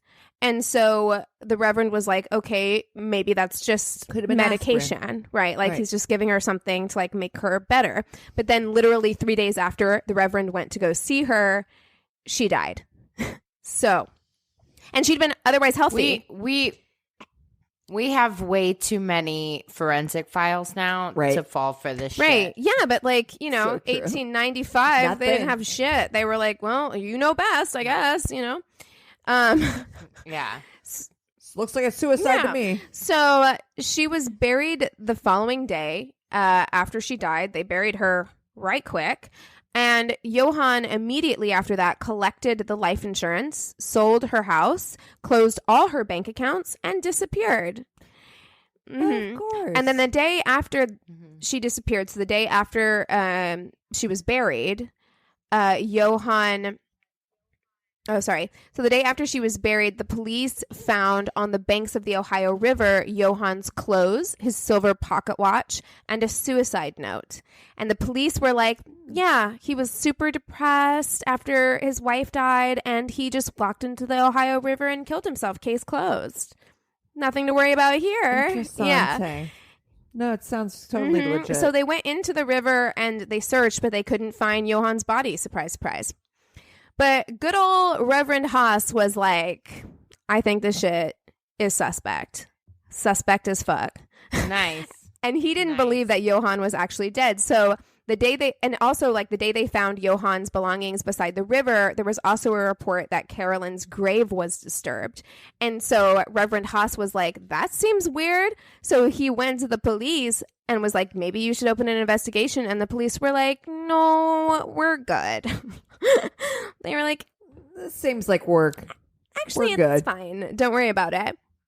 And so Reverend Haas was like, I guess I'm on my own. I guess I need to investigate this shit on my own. So he started asking around. Dude. Yes. He's like Columbo. He's an old-timey, like, murderino, basically. You know what I mean? I love this. He's like, he's going to Bruce Willis this. Yeah, he's going to crack this case wide open. That's right. So he started asking around, and he found a witness who said that he had seen Johann crossing the river on the day of the supposed suicide. And the police, again, were like, dude, stop it. They're like, we already told you. We don't care. I love that random dude face in 1895 who's not a police is still doing better police than the police. Yes. Right. So a week later, so he continues to ask around, and a week later he gets a tip that Johann has been seen in Jacksonville, Ohio with a woman. And again, he takes this tip to the police. The police shut it down. And so he's like, you know what I'm going to do? I'm going to spend all of my spare time reading Lonely Hearts ads from newspapers across the country until I fucking find this guy. He's like, not today, not in my parish. Absolutely not. He really is doing God's work. Right. That's right. Badooch. So after faking his death in Wheeling, Johann returned to Chicago, where he married a woman named Maria Steinbacher. 4 months later, she was dead. On her deathbed, she told the doctor that she feared she had been poisoned, and the doctor dismissed her worries as the ravings of a sick woman. This is all just a believe woman. # believe women. Like, wow. Also, what are we on? Number 8? Oh. More? From marriages? I don't know at this point. It's a lot. It's a whole lot. It's probably more than 8. It's at least 5. Well, because there were 6 in that 4-year span. Then he had the 2 before that, and then 2 after. So 10. Oy. 9. It's 10. 10. Yeah. It's a lot. So after Maria dies, Johann sold her house for $4,000 and moved on. In 1896, Johann married 7 times in 5 different states in 1 year. Yo! He married 7 times in 1 year.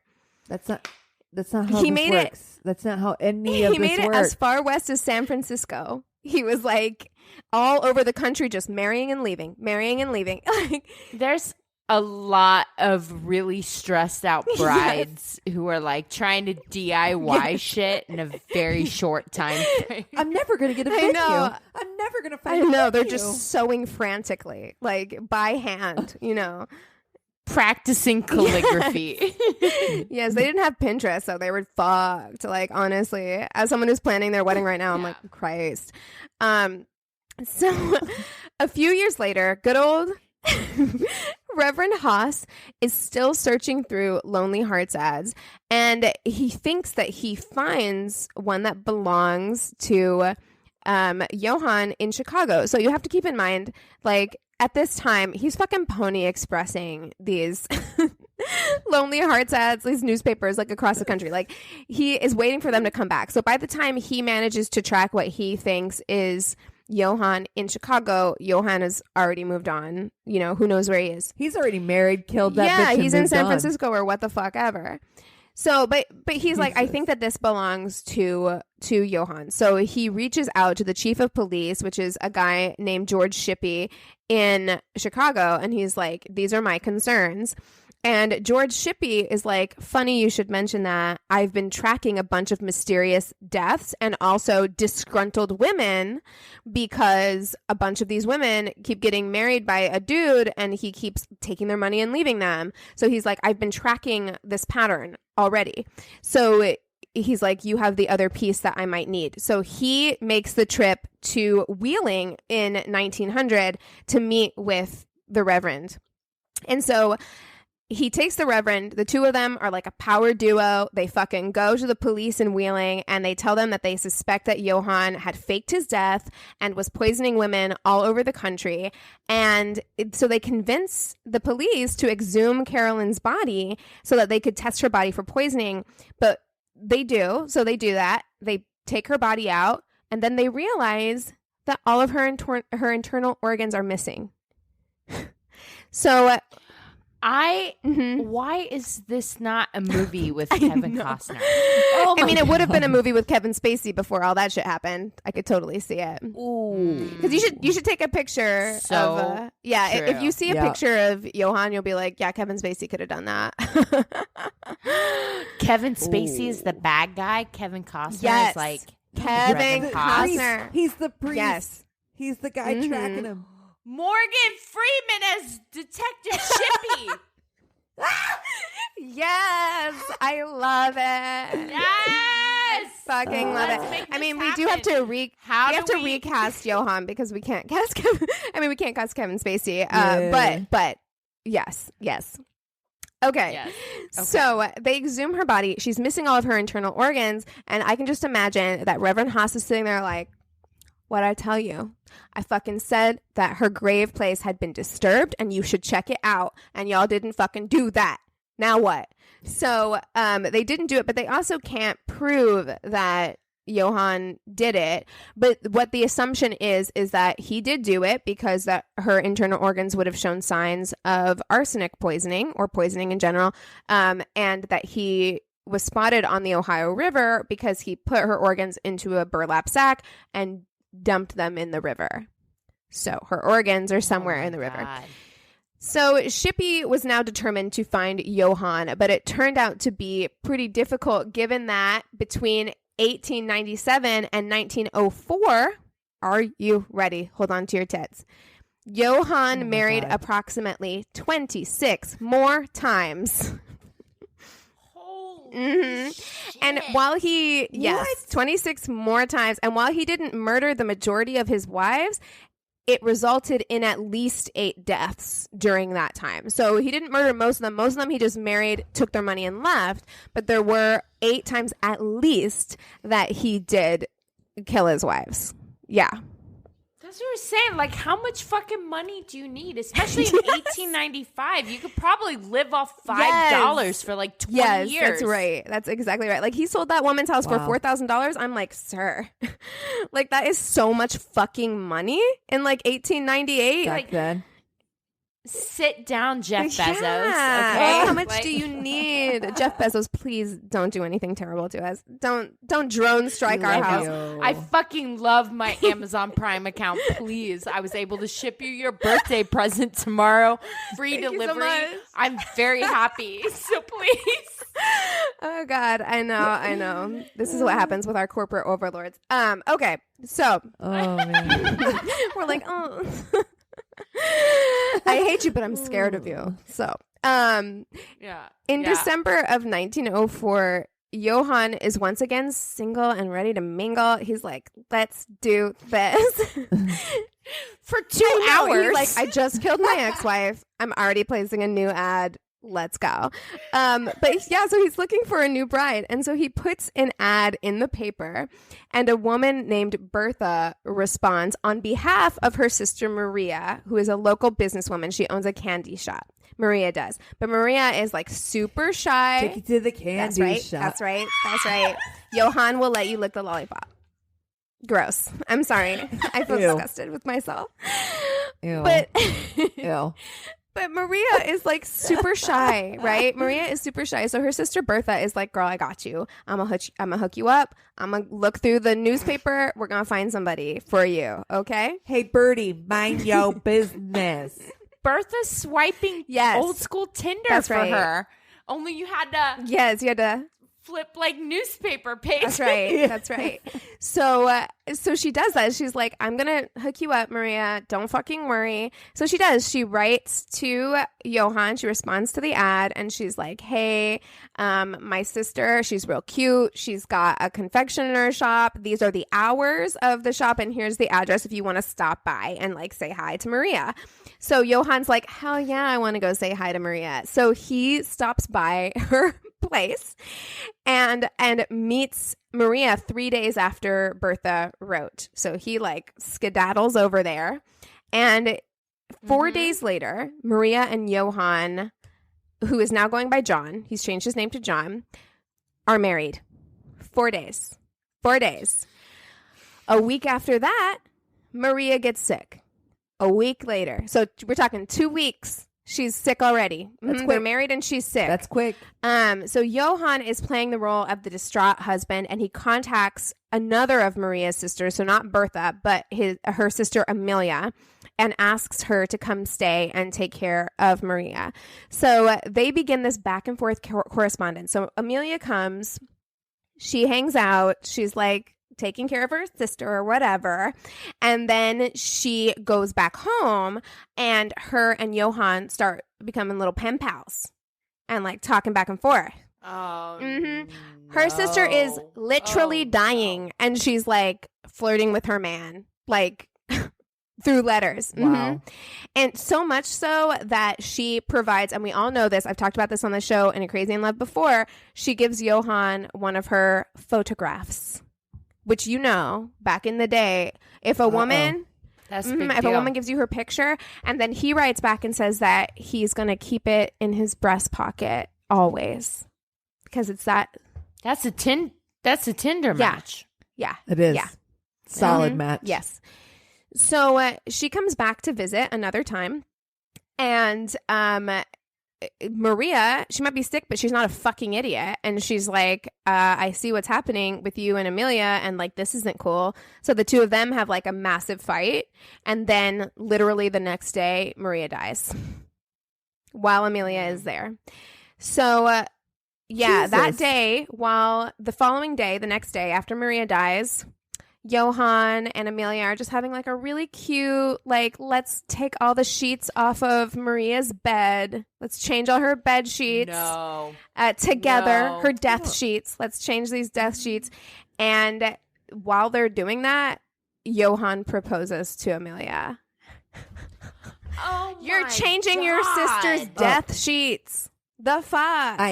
What the fuck? No. And wait, what's this Johann guy look like not again? cute, What's dude. He's not good looking. Hawk. She said he looked like Kevin Spacey. To be honest, he kind of looks like worse than Kevin Spacey. Like, Kevin Spacey's like the Hollywood version, to be honest. Yeah. Ew. Yeah. Johann he must be a psychopath. Otto Hawk. Hoch. If you want to Google so you can see what he looks like. I'm Googling. He ain't right cute. now. He ain't cute. Him. He's not cute. No. I don't understand. No. I don't get What it. the I what? don't get it. What? But Amelia, to her credit, ? Christina.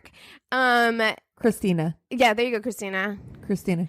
Yeah. So Amelia, to her credit, I guess, is like, no. Like, she turns him down when they're literally changing her sister's death sheets, which I guess is great because she's like, it's too soon. But then she almost immediately changes her mind, and the two of them are married 3 days after Maria's funeral.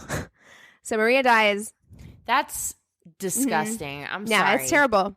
If we put that in that wedding shaming group we're in on Facebook, The comments would be lit. so Yeah. lit. Yes. Oh my God.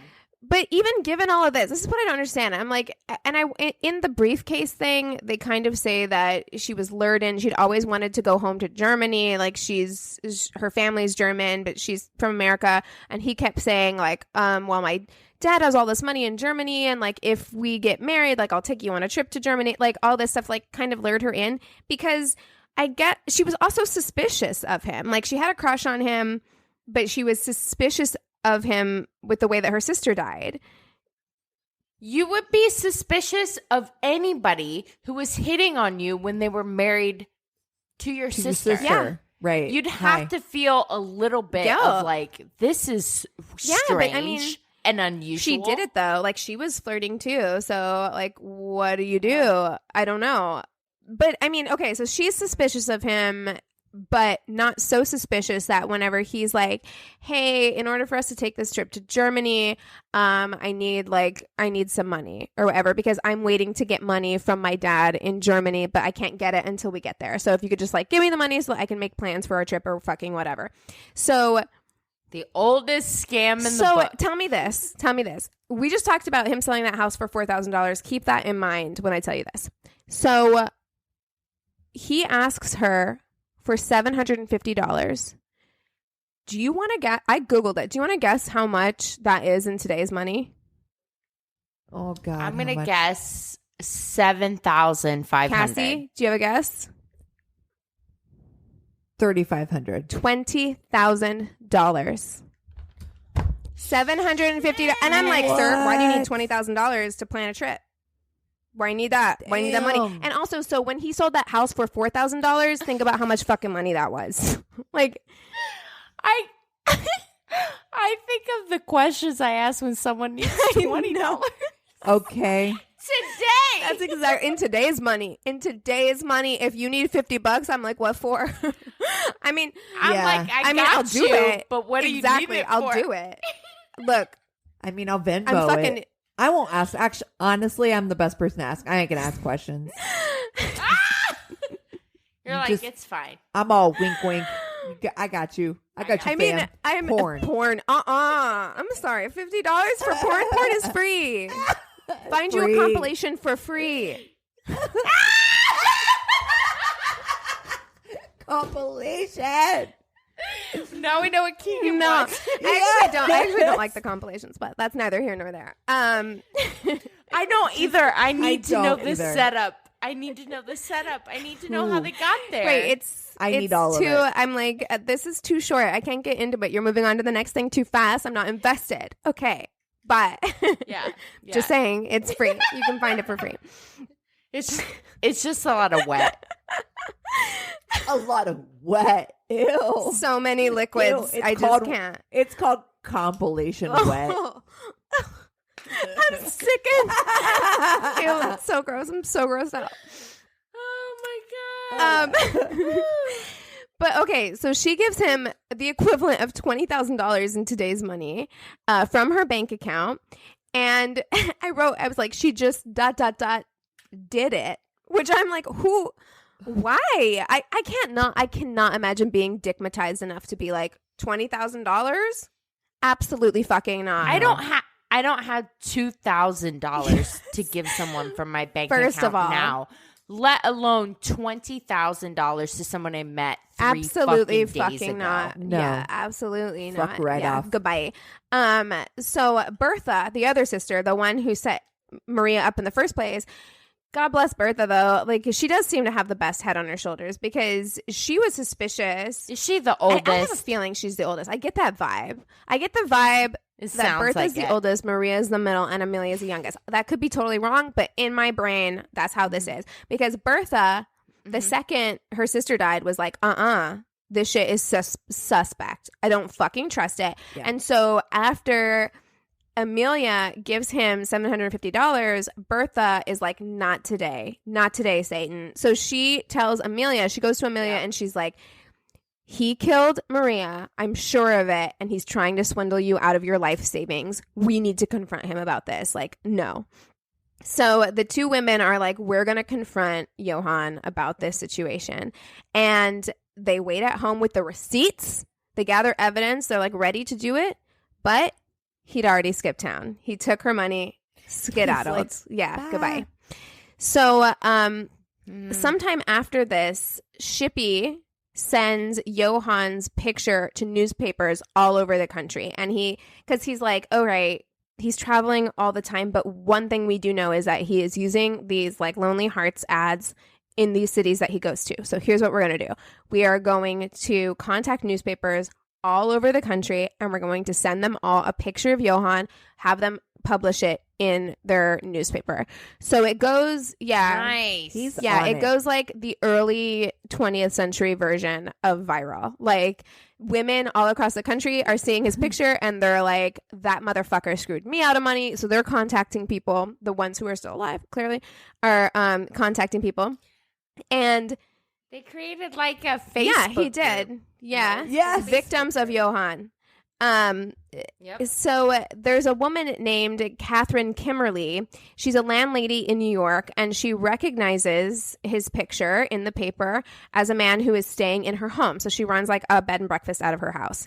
And this guy is staying in her house. And she's like, I thought this guy was creepy because he proposed to me the second day he was here. And I was like, no, Catherine. Catherine. Oh my God, the first normal person who was like, that's because odd. Catherine's from New York, and she's like, no, absolutely not. She's from the East Coast. She's like, no.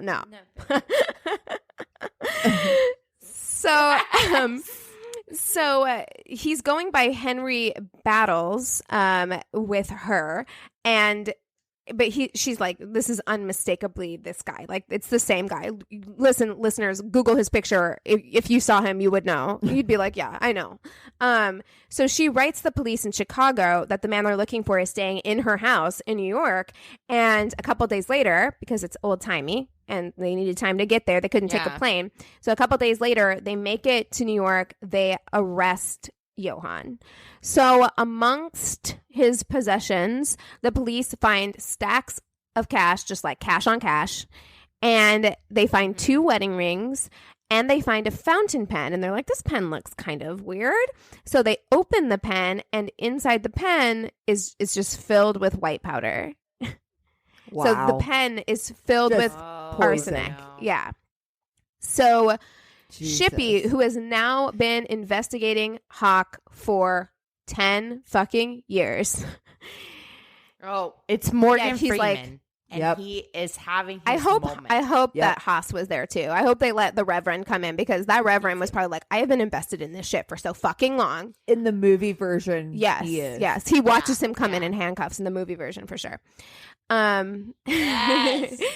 So he interrogates him, but Huck refuses to name any names of the women who were dead, but he does admit to marrying 15 women who are still alive and who claimed that he had swindled them. So he's like, I'm willing to say that, yes, I swindled these women out of money, but I'm not willing to admit to any murders.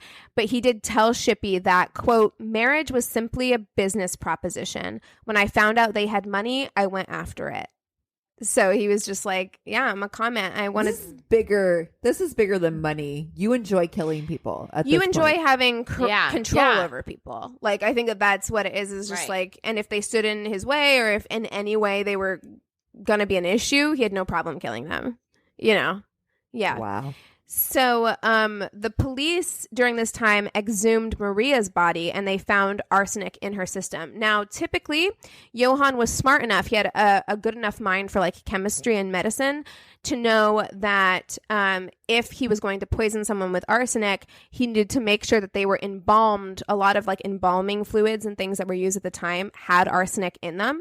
So he usually made sure that they were embalmed with something that used arsenic so that if they found arsenic in her body, they couldn't trace it back to him. It wouldn't be weird. Yeah. Don't make it weird. Right. Yeah. But in this case, he didn't do that. And she was not embalmed with any chemicals that used arsenic. And so when they found arsenic in her like liver and in her stomach, they were like, okay, he was definitely feeding her arsenic. So the trial took 4 months. Johann showed no signs of remorse. In fact, he was disturbingly cheerful during the trial. Lots of papers noted that he was whistling and humming during the trial. Yeah, what a fucking psycho. And he became a newspaper sensation, and the press dubbed him the Bluebeard murderer. Yeah, good old Bluebeard.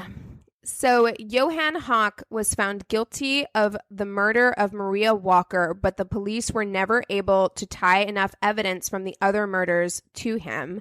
Not even Carolyn Hawk from Wheeling, who is the one who kind of like got this entire ball rolling.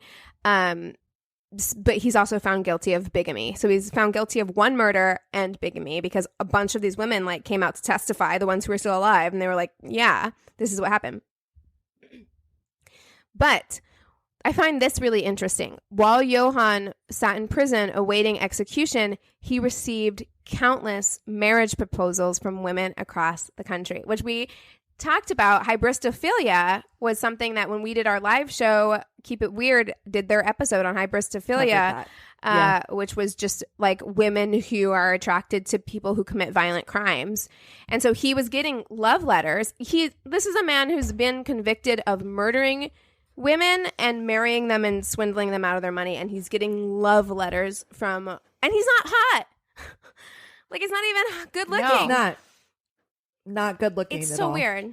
Well, it's I the don't get it. Same honestly. as like Ted Bundy. It's like if Right. you can honestly, you really need to take a look at yourself or get into therapy or do something. If you think to yourself like, I'm sexually attracted to or I'm turned on by somebody who brutally murdered multiple women. Yeah, you need therapy. Like that is, I'm sorry, I'm just going to throw that out there. That's so fucked up. No, I mean, it is absolutely fucked up. That should be a red flag for you. Or like this, where it's just like, yes, he did like brutally murder them with poison. It wasn't brutal in the way that Ted Bundy's murders were brutal. But even if he had never done that, even if he had never killed a single person, what he did was marry dozens and dozens of women and screw them out of their life savings. Like, that should be enough to make you not want to stand by this man. Like, it's so strange that he still had. Why are you interested in that? That doesn't make any sense. It's so strange. But one of these women, a woman named Cora Wilson, she was a wealthy woman in Chicago. She was fighting for his innocence. She was really the Carol, what's her face? Who's the woman from Ted Bundy's thing? Carol, whatever her name is. Yeah. She's that for Johann. So she requested a stay of execution for him, and weirdly, and for reasons I don't quite understand, the governor granted a stay of execution. So she ended up taking it all the way to the Supreme Court, and the Supreme Court finally shut it down. They were like, nah, absolutely not. And so the execution was eventually scheduled for Carol Boone. That's it. And so the execution for Johann was eventually scheduled for February of 1906. Now, this was such a media sensation that the Chicago Sun interviewed Johann and published, quote, 6 ways to win a woman told by Bluebeard Hawk. Talk about turning a fucking killer into a celebrity. Here are his 6 ways to win a woman. 1, 9 out of every 10 women can be won by flattery. 2, never let a woman know her own shortcomings. 3, Always appear to a woman to be the anxious one. 4. Women like to be told pleasant things about themselves. 5. When you make love, be ardent and earnest. Something you shouldn't have to tell a fucking normal human being with feelings. But anyway. Right. 6. The average man can fool the average woman if he will only let her have her own way at the start. So he's basically giving like psychopath tips. Like, wow. I'm not going to lie. That shit works. What he said. No, it does work. It's just basically like 1 through 4 is compliments. Yes. Right. Lots and lots of compliments. And it's like, let them think be they're present when you're fucking. And then let them think you're right. Yes. I'm like, let them think they're right. And especially in a time like this when women were so like suppressed, I can imagine how much they probably ate up this man acting like they were smart and smarter than him and like all of this stuff. They probably didn't experience that much in life. Yeah. You know? Right. So, but I like, he's so self-aware of the fact that he's manipulating them. Like there in no way is he tricking himself into believing like he's a good guy. Even when he's giving these tips, he's like, yeah, it's a game. It's a trick. I'm tricking them. Like, anyway, right up until the very end, Johan denied his involvement in Maria's death. He wrote to the police and was like, I think someone killed her, but it wasn't me. He like never took responsibility for it. And he was executed on February 23rd, 1906. After his execution, several cemeteries refused him burial. So he was buried in a potter's field. They were like, no. Like that's how like notorious he was, how much of a shitty person he was. No one claimed his body and no cemeteries wanted to bury him. They were like, we won't do it. A man who married so many women couldn't get anybody to fucking claim his body and give him a burial. Yeah. Well, he killed them all. Not all of them. I mean, he let actually most of them live, but that's not saying a whole lot. We know that Hawk bigamously married at least 55 women between 1890 and 1905. 55. What? Oh my God. He bilked them all for cash, and he slayed quite a few of them, but the final number of murder victims is unknown. So there are sensational reports that will credit him from 25 to 50 murders, but police are only certain of 15 that are tied to him. So while they couldn't like convict him for any, they were like, yeah, you had relationships with 15 women that we can confirm are murdered. So, and it's just a pattern. After a certain amount of time, you're like, that's just what you do. Right. Yes. This is your thing. Right. And like all of these women died kind of the same way and they were tied to you. So we can accredit 15 to you, but chances are it was higher. Right. In 1955, human bones belonging to several women were discovered in a Chicago home that was once occupied by Johann Hawk. So some speculate that he had even more victims and that he hid those victims in the house. That's all conjecture, but it's possible.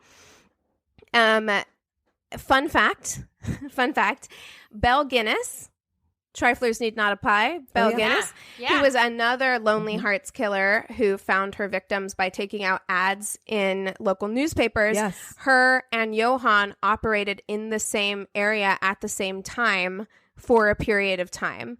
So I loved that part in the lore episode where they were like, I wonder if they both took out Lonely Hearts ads, saw each other's Lonely Hearts ads.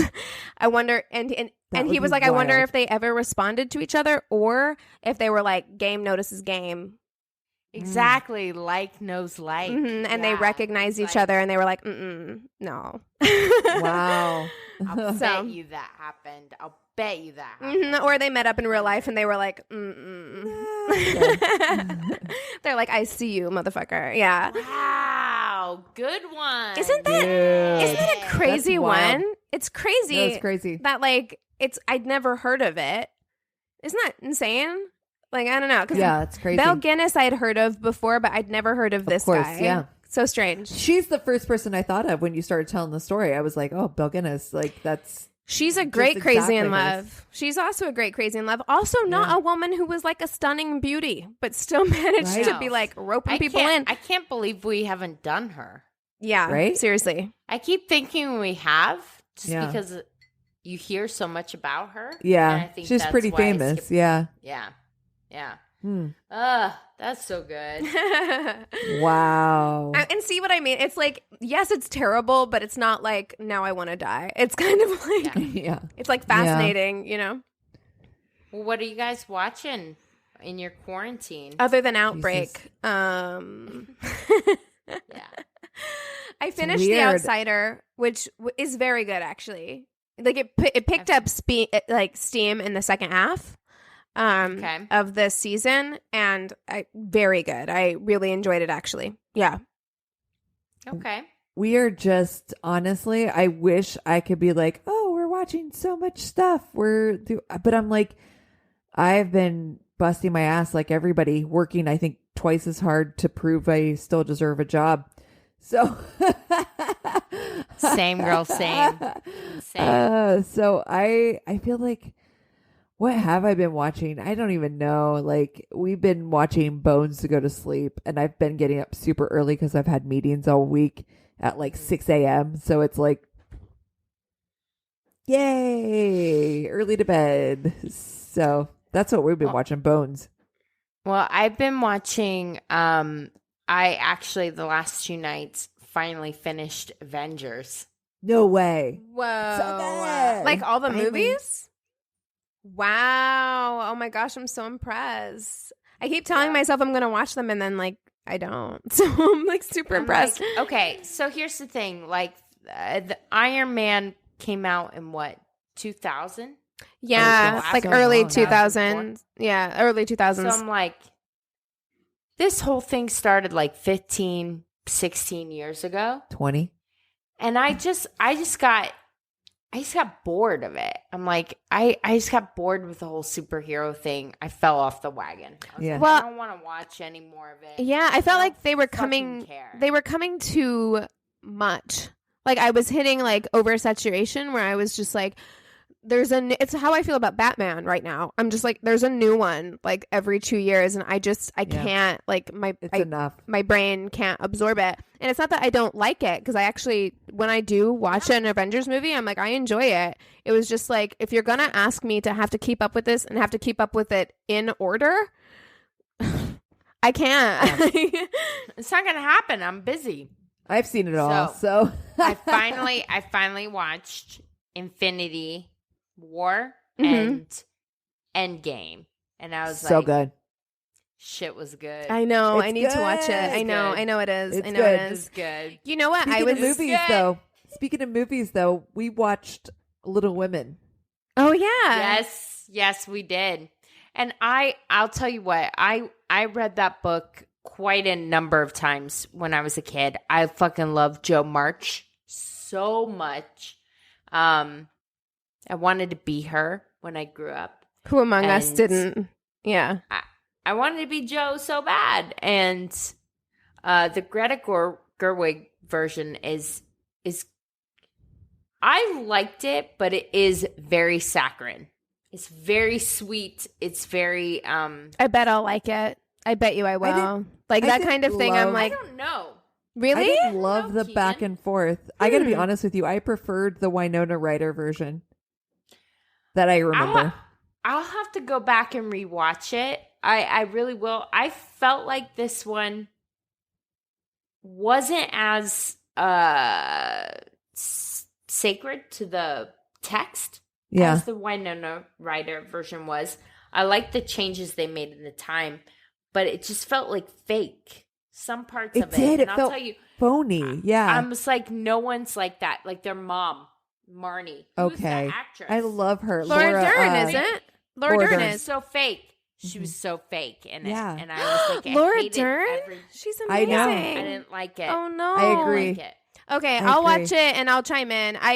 It looks amazing to me, and I like Greta Gerwig, and I like all those actresses, so it looks great, but I haven't seen it, so I really can't comment. Yeah. Saoirse Ronan was really great. Always. So good. Always good. I felt she was amazing. Mm-hmm. I actually liked Emma Roberts, too. Didn't hate her. Wait, no. Not Emma Roberts. Emma Watson. Watson. Yeah, Hermione. Hermione, yes. Did not like who they got to play Amy. Florence Pugh. Oh, no. You're talking about the girl from Sharp Objects. I didn't like that. Okay. I didn't like that. I didn't see it. I kept wondering. I was like, is that Miley Cyrus? All I can see when I see that girl is Sharp Objects, and she was so terrible. Or the character was like such a little bitch that I'm like, yeah. I didn't love her as Amy. I didn't get what I needed. Amy, I think, is the most complicated character in that whole book to make likable and to identify with. And you really need a very special kind of person to play that role, and they didn't. You need a very sweet person. It was Claire Danes, right? It was Claire Danes in the... I think so, and that fucking works. Yeah. That works. Yeah. Because it's a middle sister that loves her big sister so much it always feels like they're in their shadow. It's complicated. Oh, wait. Complicated. I'm so sorry. Claire Danes. Okay. I'm sorry. I had the wrong person. I was thinking Beth. Beth has to be sweet. Who played Beth in Little Women? It doesn't matter ever, does it? No, it doesn't. They just have to be nice and they die. Exactly. Hey, Christina, maybe someone didn't know. Trigger warning. Oh. Sorry, spoiler alert. Do you know the first version of Little Women that I read was actually edited and Beth doesn't die? Oh, no. That's weird. That's not okay. No, that's real. And I want listeners to write in. There's an edited version of Little Women without Beth's death in it. That's weird. I don't like that. I don't like that at all. But you know what? Okay, so I know, listen, we haven't seen each other, so we're just like prattling on and on. But I was talking to our friend Nick, and we were talking about doing the Netflix group watch thing. And he's like, we have to find a way to watch Cats at home together. Totally down for that. 100. Like, if we could just drink and watch Cats in our own houses, it would be fucking so funny. I think it'd be so funny. It's possible. It's possible. Well, I think we should just do. You guys have it. I'll group text you guys. It's on our Plex. Yeah, we should do a Zoom hangout so we can actually see and talk to each other and watch Cats. I think that'd be so funny. Okay. Expect me to get drunk and sing along because I know all of the songs. Expect it. I mean, same. If you need to reach out to somebody and just talk, we are self-quarantined and we're fucking here for sure. I'm ready to talk to whoever needs to be talked to. Listen, I'm doing my makeup. I'm doing a full face for video chat, okay? That's where I'm at. With everybody that you think needs a smile, a laugh, anything, a virtual hug.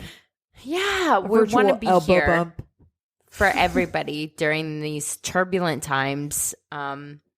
I actually had someone comment on a status that I had posted about. I posted a status last week. Literally, we were like self-isolating for 2 days. And I posted a status and I was like, check on your extrovert friends. We are not okay. And somebody commented on that and she's like, yeah, I've been stuck at home with my kids. And she's like, what's getting me by is conversational podcasts that make me feel like I'm not home alone.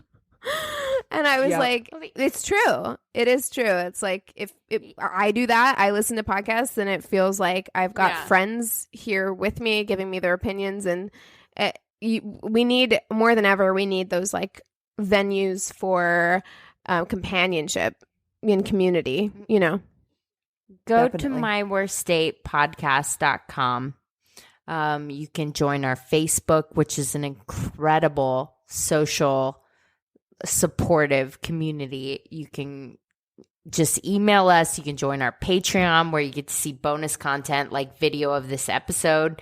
We hope you guys are being safe, that everyone is well, and that they're doing what they can to take care of themselves and their loved ones. I'm getting emotional. I'm on my period. What can I say? We love you guys. Cheers. Cheers.